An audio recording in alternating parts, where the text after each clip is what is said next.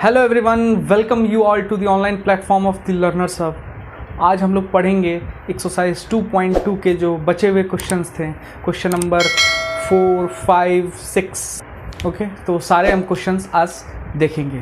तो चलिए शुरू करते हैं। देखते हैं हमारा क्वेश्चन नंबर 4। हमारा क्वेश्चन नंबर 4 क्या बोल रहा है कि द फिगर 2.7, जैसा कि फिगर आपको दिख रहा होगा, shows a relationship between set P and set Q। P और Q के बीच में कुछ रिलेशन है, ठीक है।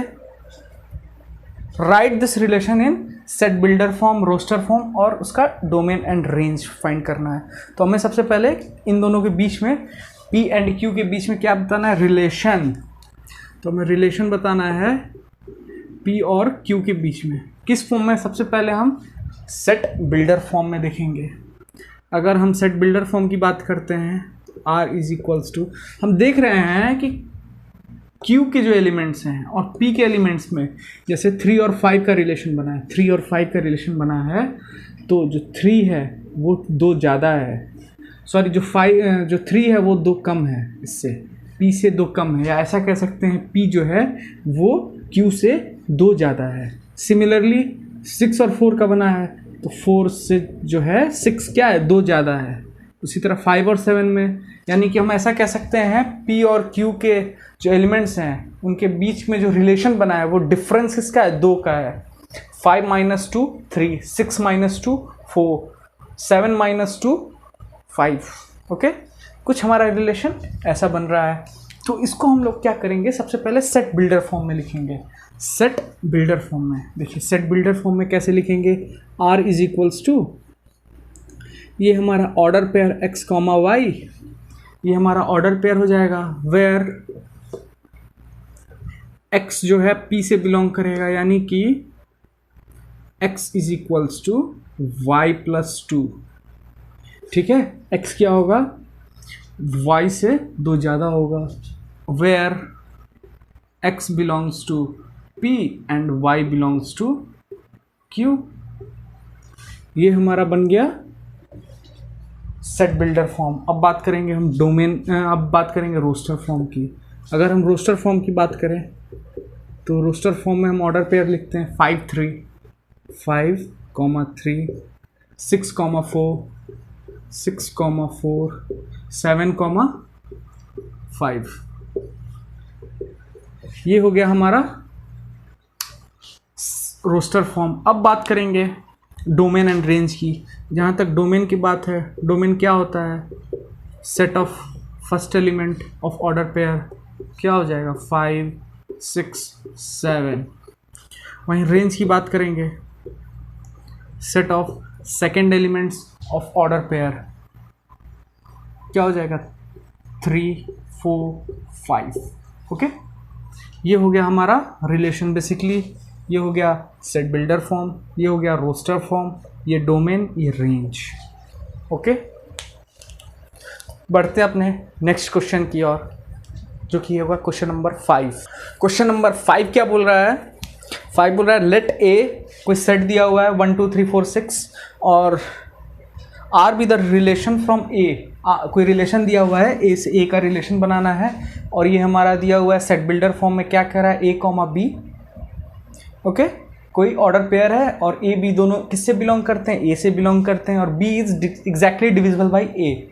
ओके, इसको हम लोग को रोस्टर फॉर्म में लिखना है और इसका डोमेन और रेंज फाइंड करना है। तो चलिए शुरू करते हैं, देखते हैं। सबसे पहले हम इसको क्या करेंगे? रोस्टर फॉर्म में लिखेंगे। Roster form.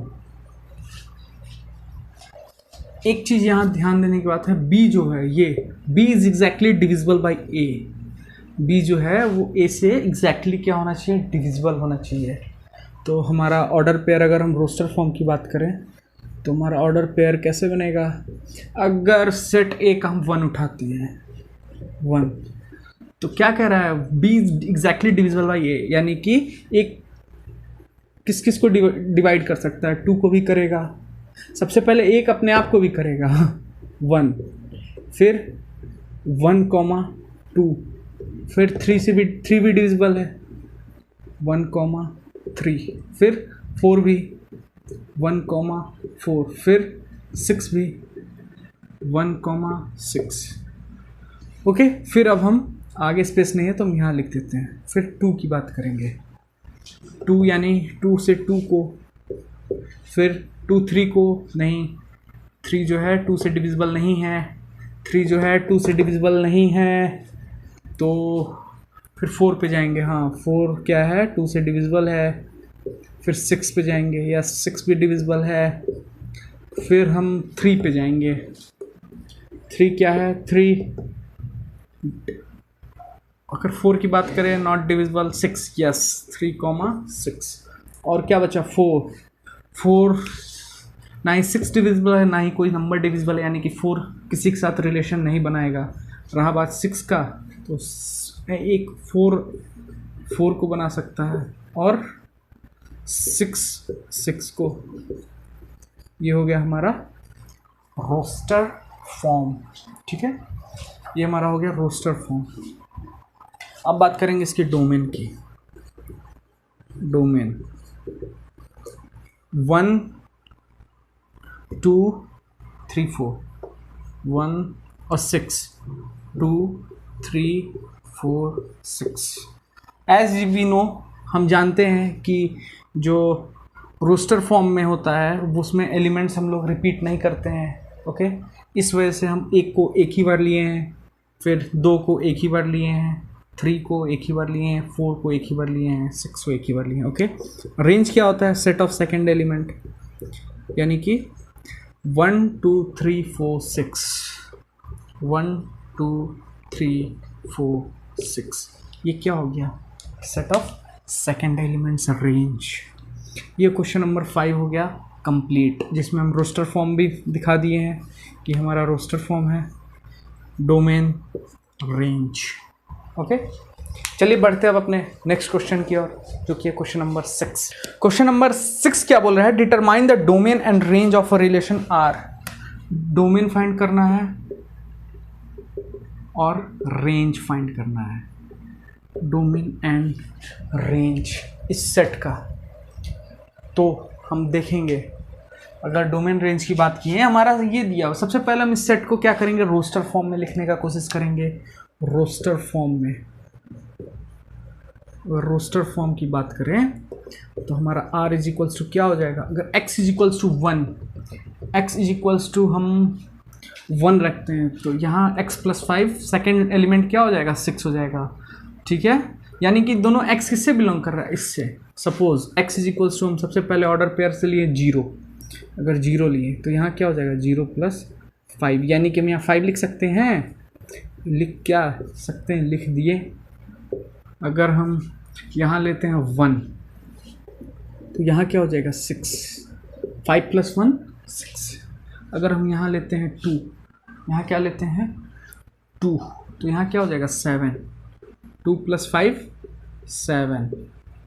अगर हम यहाँ लेते हैं 3, यहाँ हम 3 लेते हैं, तो क्या हो जाएगा? 3 प्लस 5 8, 3 प्लस 5 8। यहाँ जगह की थोड़ी सी कमी हो गई है। ठीक है, 3 प्लस 5 क्या हो जाएगा? 8। अगर हम यहाँ बात करें, अगर हम यहाँ 4 लिए तो यहाँ क्या हो जाएगा? 4 प्लस 5 9। अगर हम यहाँ 5 लिए, 5 प्लस 5 10। अब हमारा हो गया रोस्टर फॉर्म रेडी। अब हम क्या करेंगे? अब हम इसमें डोमेन ढूंढेंगे। Domain and range. What is range? Domain देखेंगे। डोमेन क्या होता है? सेट ऑफ फर्स्ट एलिमेंट, यानी कि सेट ऑफ फर्स्ट एलिमेंट्स 0 1 2 3 4 5, 0 2 3 4 5। वहीं अगर रेंज की बात करें तो 5 6 7 8 9 10, 5 6 7 8 9 10। ठीक है, ये डोमेन हो गया, रेंज हो गया, यही बोला था फाइंड करने के लिए। तो हो गया ये हमारा काम फिनिश। अब बढ़ते हैं नेक्स्ट क्वेश्चन की ओर, जो कि है क्वेश्चन नंबर 7। क्वेश्चन नंबर 7 क्या बोल रहा है कि write the relation r is equals to x comma x cube दिया है और x is a prime number less than 10। ठीक है, क्या कह रहा है? x क्या है? प्राइम नंबर है, लेस देन 10। ओके, फिर क्या बोल रहा है? अच्छा, इसको रोस्टर फॉर्म में लिखना है। इसको किस फॉर्म में लिखना है? रोस्टर फॉर्म में। रोस्टर फॉर्म में। इसको लिखना है किसमें, रोस्टर फॉर्म में। देखते हैं बेसिकली अगर हम प्राइम नंबर लेस देन 10 की बात करें तो 10 से छोटे प्राइम नंबर कौन कौन से होते हैं, 2, 3, 5, 7, बस यही होते हैं 2 से छोटे 10 से छोटे प्राइम नंबर। ओके, तो अगर यहाँ x रहेगा, यहाँ क्या हो जाएगा, x का क्यूब, यानी कि अगर हम इसको रोस्टर फॉर्म में लिखते हैं इस ऑर्डर पेयर को, इस रिलेशन को, क्या हो जाएगा, अगर x इज इक्वल्स टू 2 रहेगा तो यहाँ क्या हो जाएगा, 2 का क्यूब 8। ओके, अगर यहाँ 3 रहता है, यहाँ 3 का क्यूब 27। अगर हम बात करें यहाँ 4 का, तो 5 का क्यूब 125। अगर हम बात करें यहाँ 7 का, 7 हम यहाँ जगह कमी है इस वजह से 7 यहाँ लिख, 7 का क्या हो जाएगा, 3, 4, 3। ठीक है, ये हो गया हमारा रोस्टर फॉर्म। बस ये हो गया क्वेश्चन नंबर 7 कंप्लीट। अब बढ़ते हैं क्वेश्चन नंबर 8 की ओर।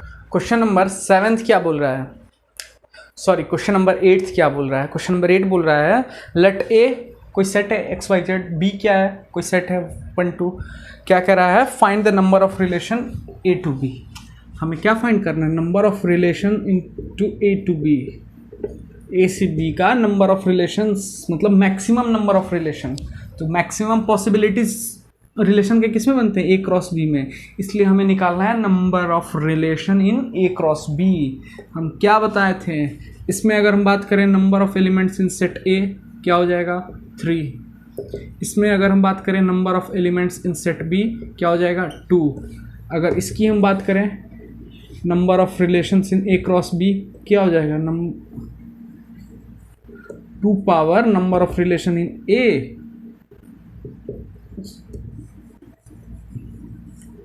क्या हो जाएगा 2 का power number of elements in A into number of elements in B, क्या हो जाएगा 2 का पावर 6। ठीक है, ये हो गया हमारा question number 8 complete. Question number 9 की ओर बढ़ते हैं। क्वेश्चन नंबर 9 जो कि लास्ट क्वेश्चन है वो क्या बोल रहा है, let R be relation on Z. ठीक है, जेड क्या है, इंटीजर है, डिफाइंड बाय आर। एक रिलेशन दिया हुआ है A comma B belongs to Z, A minus B is an integer, और इसका फाइंड क्या करना है, डोमेन एंड रेंज। ठीक है, और एक क्वेश्चन इसमें मिसिंग है, A minus B is an, नहीं सही है, A minus B is an integer. ठीक है, देखिए अगर हम इसको लॉजिकली सोचें कि ए किससे बिलोंग कर रहा है, जेड से। अगर हम इसको सेट बिल्डर फॉर्म में देखें तो ए किससे बिलोंग कर रहा है, जेड से। जो हमारा ऑर्डर पेयर का पहला एलिमेंट होगा वो भी तो जेड से बिलोंग करेगा, अगर वो भी तो जेड से बिलोंग करेगा। और क्या कह रहा है, बी भी किससे बिलोंग कर रहा है, जेड से। जो हमारा ऑर्डर पेयर का दूसरा एलिमेंट होगा वो भी किससे बिलोंग करेगा, जेड से। ठीक है, यानी कि अगर कोई नंबर नहीं दिया हो, कोई डिफाइंड नंबर नहीं दिया हो, तो हम क्या लिख सकते हैं, हम अगर डोमेन की बात कर दिए, अगर हम डोमेन की बात कर दिए और रेंज की बात कर दिए, डोमेन और रेंज की बात कर दिए, तो हम क्या लिख सकते हैं, हमारा जो पहला बेसिकली डोमेन होता क्या है कि set of first element of order pairs. अगर फर्स्ट एलिमेंट ऑर्डर पेयर किससे बिलोंग कर रहा है, जेड से, यानी जेड मतलब इंटीजर से, तो हमारा डोमेन भी क्या हो जाएगा, इंटीजर, यानी कि जेड हो जाएगा, यानी कि इंटीजर हो जाएगा। और अगर हम रेंज की बात करें, अगर हमारा ऑर्डर पेयर का सेकंड एलिमेंट भी, रेंज जो है वही तो रेंज होता है, सेट हमारे ऑर्डर पेयर के सेकंड एलिमेंट का सेट, सेकंड एलिमेंट्स का सेट रेंज होता है, अगर रेंज होता है। ओके, अगर वो भी इंटीजर हैं, वो भी बिलोंग कर रहे हैं, अगर कोई डिफाइंड वैल्यू ना दिया हो तो वो भी क्या हो जाएगा, रेंज भी क्या हो जाएगा, इंटीजर, इंटीजर। ठीक है, ये हो गया हमारा क्वेश्चन नंबर 9 कंप्लीटेड। तो चलिए आज के लिए इतना ही, मिलते हैं नेक्स्ट वीडियो में, तो तब तक के लिए goodbye and take care.